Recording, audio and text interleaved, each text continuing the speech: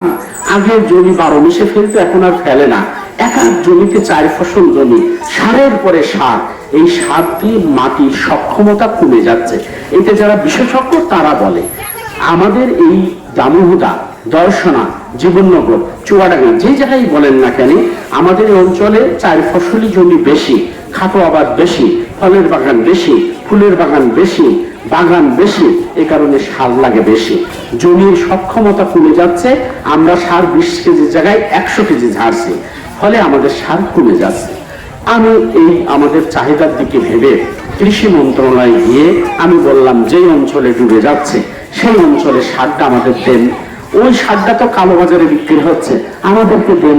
দেওয়ার পরে আমাদের অঞ্চলে মানে যাদের মাধ্যমে আমরা ডিলারের মাধ্যমে সার দিচ্ছি, এটা আরেকটু বেশি পাবো।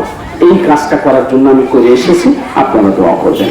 আপনাদের যে রাস্তার কথাগুলো বললেন, কিছু রাস্তা মানে একেবারে প্রজেক্টের মধ্যে দিয়ে দেওয়া হয়েছে, আর কিছু রাস্তা একেবারে প্রসেসের ভিতরে আছে।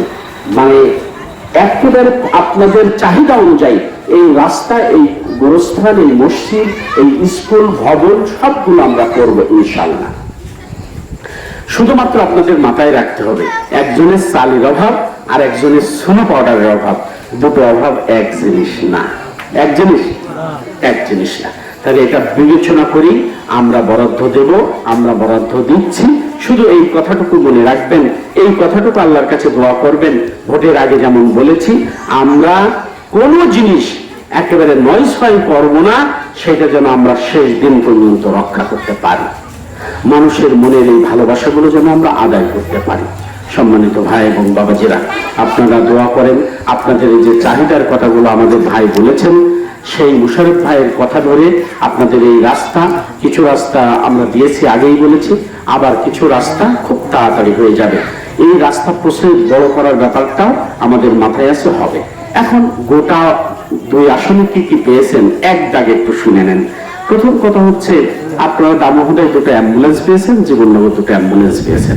প্রত্যেকটা ইউনিয়নে 8 বিঘা করে খেলার মাঠের বরাদ্দ পেয়েছেন। প্রত্যেকটা জায়গায় মানে প্রত্যেক আমাদের জীবননগর চুয়াডাঙ্গা থেকে একেবারে হাসাদা পর্যন্ত রাস্তাটা বর্ধিত করানো হবে। দামোহদা থেকে ওই কারপাড়িডাঙ্গা হয়ে 8 কবর পর্যন্ত রাস্তাটা বড় হবে। এই জায়গাগুলো কমপ্লিট করা হয়েছে, আপনারা দোয়া করবেন। সাথে সাথে আমরা প্রত্যেকটা জায়গায় এই যে আগামীকাল এডিবির বরাদ্দ দিয়ে 37টা সাইকেল জীবননগর হাই স্কুল যারা পড়ে ফার্স্ট বয়, তাদের ফার্স্ট মানে ছেলে কিংবা মেয়ে, তাদের মাঝে বিতরণ করব।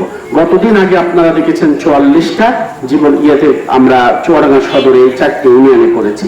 শুধু তাই না, আপনাদের এই 2 আসনে আমি 4টে মসজিদ কমপ্লেক্স করছি। এটা সরকারি টাকা না, এটা সরকারি টাকা না। 4টে মসজিদ কমপ্লেক্স করছি, যেখানে বাথরুম, যেখানে অজুখানা, যেখানে মাইক, যেখানে জায়নামাজ, সব কিছু দিয়ে একেবারে কমপ্লিট মসজিদ করে দেওয়া হবে। আর 2টো জায়গায় মসজিদ হবে, সাথে সাথে একটা কমপ্লেক্স হবে 3টে ঘরের, যেই ঘরগুলোই মানে বাচ্চারা পড়তে পারবে, বয়স্করা পড়তে পারবে, এভাবে কমপ্লেক্স হবে।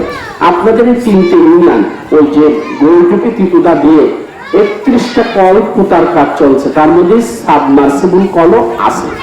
এরপরে প্রত্যেকটা ইউনিয়নে 8টা করে সাবমার্সিবল টিউবওয়েল এসছে। 4টে আমি বিতরণ করব, 4টে সরকারি যে কমিটি আছে তারা বিতরণ করবে। এভাবে আমরা আমাদের কাজগুলো করে যাচ্ছি।